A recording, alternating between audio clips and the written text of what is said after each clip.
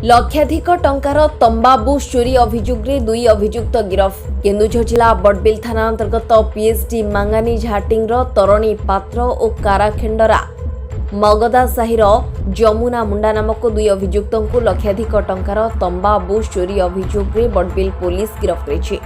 Barbil Rungta company manager एक लिखित अभियोग करथिले कि शनिवार दिन राति किछि चोर तांको सिक्यूरिटी गार्ड को बंधुक आघात करी तंबार बुश चोरी करी नि जाइथिले।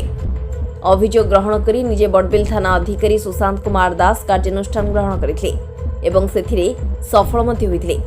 काराखेंडरा मागदा साही गाँवर जमुना मुंडा और पीएचडी मांगानी झाटिंग तरणी पात्र नामक दुई अभियुक्त को बड़बिल पुलिस गिरफ करने तांको पाखरु प्राय 1,50,000 टंकार 12 खंड तंबा बुश एवं बेआईन भावे रखिथिबा विभिन्न मारणास्त्र मध्य जबत करने सह दुई अभियुक्त को कोर्ट चालान कर बड़बिल थाना अधिकारी सुशांत कुमार दास सूचना दैछन्ते।